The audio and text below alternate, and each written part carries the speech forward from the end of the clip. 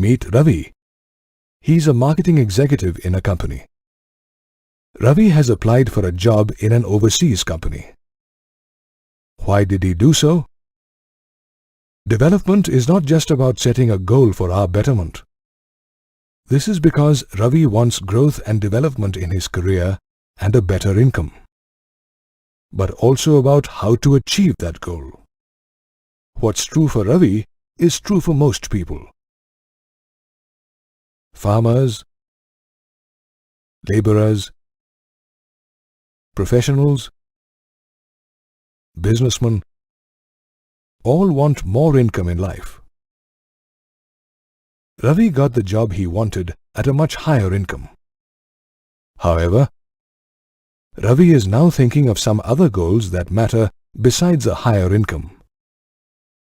Let's see what he's thinking about. Ravi is now thinking what kind of facilities will be there for his family. Will he be happy without his close friends and colleagues? Will he get equal treatment and security at the new place? Will he get respect and freedom in the new work environment? Will he get opportunities to improve his skills through learning and training? While income is important, there are other developmental goals that are also important to people. Thus, people have a mix of goals for development. Amongst these developmental goals, income is measurable in terms of money. The other goals are not measurable. The non-measurable developmental goals in life are equally and sometimes even more important than the measurable developmental goals like income. Non-measurable developmental goals like respect, security, and equality are more important than income when it comes to working women and encouraging more women to work outside their homes. Development is not just about setting a goal for our betterment, but also about how to achieve that goal.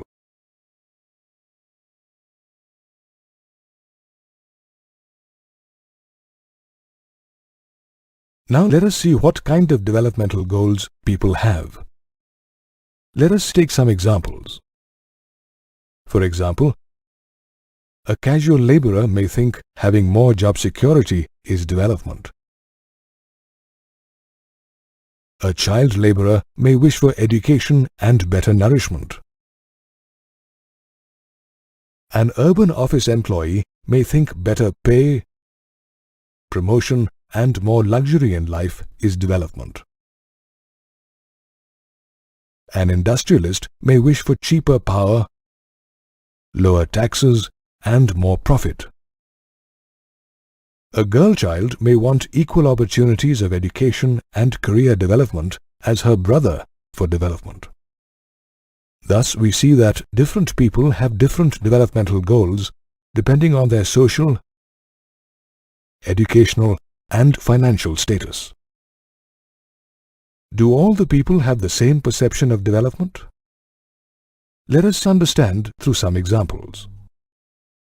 When the government raises the procurement prices of food grains, a farmer would consider it as development as it raises his income. However, a consumer may not agree, as this would raise the prices of food grains in the markets. Similarly, when it comes to clearing forests to expand cities, some people may call it development as we need more land to build homes and industries. However, environmentalists and tribals whose livelihood depends on forests may not agree. Thus, we see that what is development for some may not be development for others. Before we talk about comparing national development, let us see how people compare things. Let us take the simple example of comparing different means of transport to find the best way to travel from Delhi to Mumbai. As you can see, different people have different opinions when it comes to comparing things.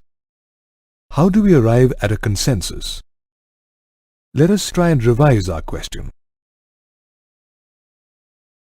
Let us see what people think when we ask them about the most economical way to travel from Delhi to Mumbai. Given the criteria of economy, people seem to agree that a train is the most economical way to travel from Delhi to Mumbai. Let us change this criterion and see what happens. Let us see what people think when we ask them about the fastest way to travel to reach Mumbai from Delhi. Given the criterion of speed, people agree that a flight is the quickest way to travel from Delhi to Mumbai. Thus, we see that it is easier to compare things when we compare them using a particular criterion or characteristic. People also have different opinions when comparing national development in different countries. For example, a person in the USA may think that his country is more developed based on the criteria of wealth and industrialization. However, a person from India may think her country is more developed based on the criteria of ancient traditions and cultural heritage. No criterion is more important than another. However, we need a globally accepted criterion to compare development in different countries. And that criterion is money or national income.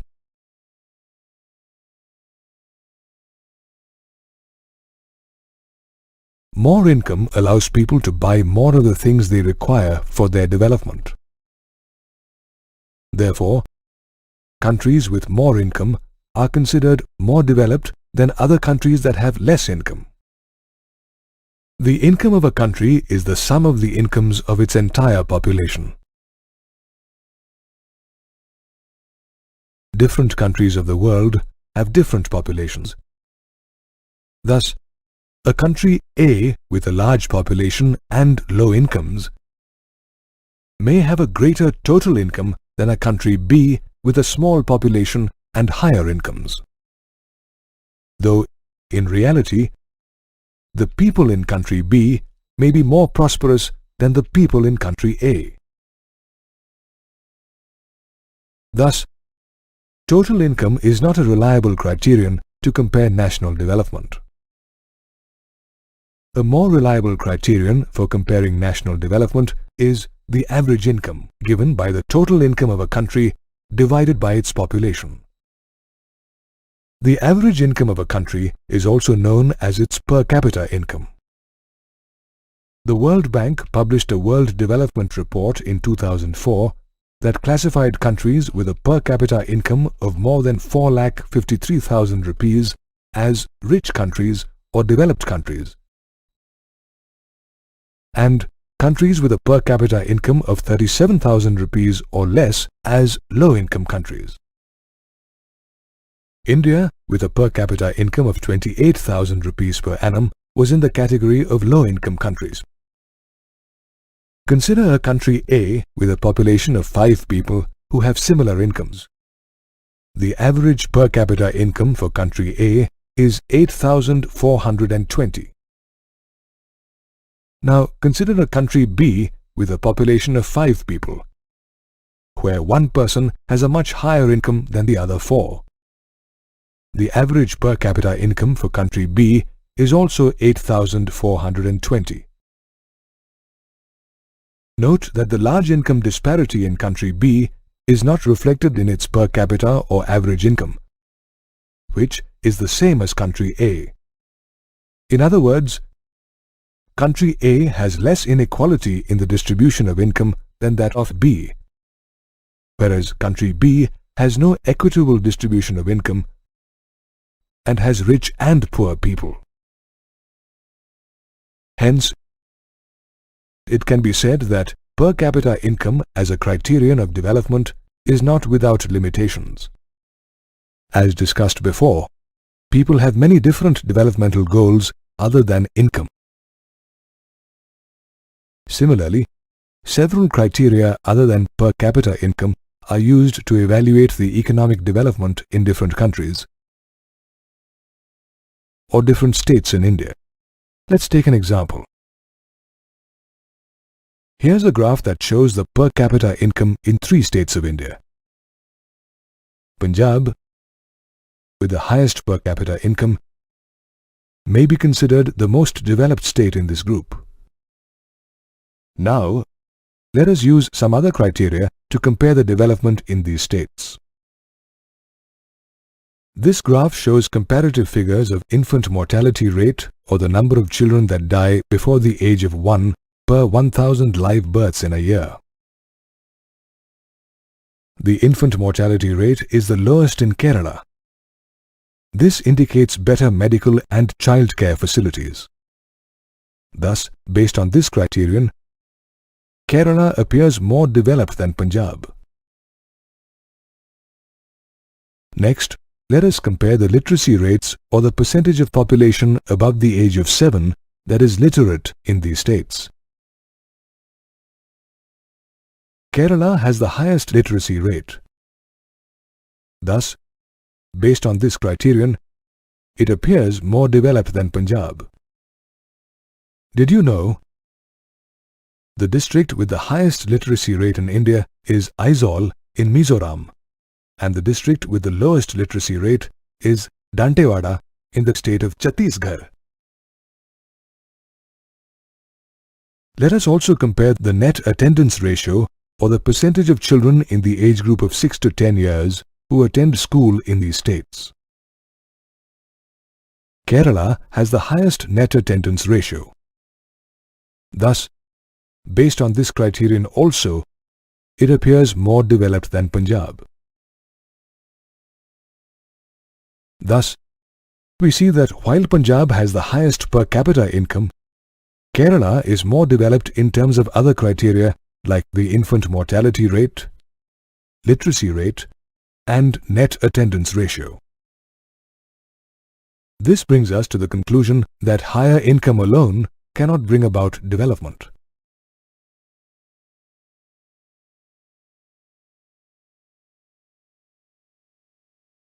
Hence, besides employment opportunities to generate more income, a community also needs public facilities for education and training, affordable healthcare, and provision for adequate food and nutrition for development.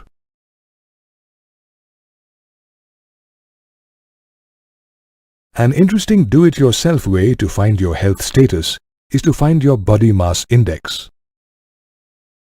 To calculate your body mass index, first measure your weight in kilograms.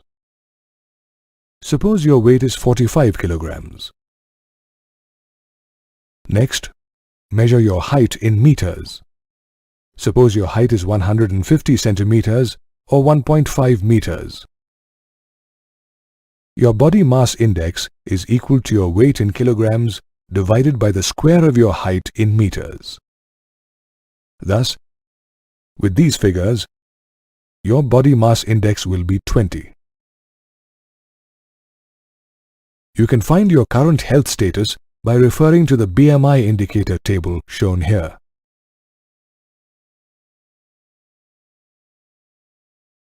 The United Nations Development Programme periodically publishes a Human Development Report that compares different countries on several criteria like per capita income, literacy, and health status. According to the 2004 Human Development Report, the per capita income in Sri Lanka was higher than in India and its other neighboring countries. Sri Lanka is ahead of India in other developmental criteria also, like life expectancy, literacy rate, and gross enrollment ratio of children in school. UNDP also prepares a list of countries based on their Human Development Index. A higher rank on the Human Development Index list indicates less development and poorer quality of life. As you can see, Sri Lanka is way above India on the Human Development Index list. Did you know? In the UNDP's Human Development Report 2008-2009, India's Human Development Index rank has come further down to 134. Note that countries like Nepal and Bangladesh, with far less per capita income than India, are not far behind us in life expectancy and gross enrollment ratio. This emphasizes the need for us to improve our performance on other criteria of development besides income. Availability of resources and an idea for the productive use of the available resources leads to development. As more and more development happens, more and more resources get used up. Let us understand this through a few examples. Increase in cultivation is an indicator of development. However, as cultivation increases, more and more resources like groundwater get used up. Increase in industrialization also indicates development. However, increase in the number of industries leads to increased use of natural resources like ores and minerals. Similarly, increase in the number of personal and commercial vehicles is also part of development. However, increase in the number of vehicles is leading to more demand for fuel and thus faster depletion of limited petroleum resources. The resources used for development may be renewable resources like groundwater or non-renewable resources like ores and minerals, including petroleum. We have limited stocks of non-renewable resources that are lost forever once used. The charts here show the available stocks of crude oil and the number of years they will last at their present rate of usage. This brings us to the question, how will we continue with industrial and transport development when we have no minerals and petroleum left? Renewable resources like groundwater get replenished by nature over a period of time. However, if we use groundwater faster than what nature can restore, we run the risk of facing a scarcity of groundwater. Here are some worrisome facts about the overuse of groundwater in India, especially in the agricultural regions of Punjab, Western Uttar Pradesh, and the coastal plains, and rapidly expanding urban areas. Did you know groundwater makes up for more than 95% of all the unfrozen fresh water available on the earth? Thus, if groundwater becomes scarce, there will be a severe shortage of water for our personal, agricultural, and industrial use. If development continues at its present pace, there may be a time in future when we may run out of resources, leading to a situation where no more development will be possible. This is where the concept of sustainability of development comes in. Sustainability of development involves finding ways for continuous development without the risk of running out of resources or causing irreparable damage to the environment.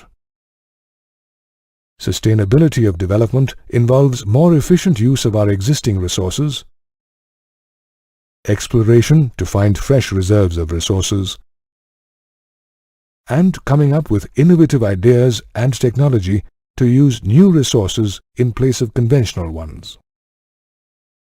Sustainability of development is now a global concern because the future of mankind in all regions of the world depends on it.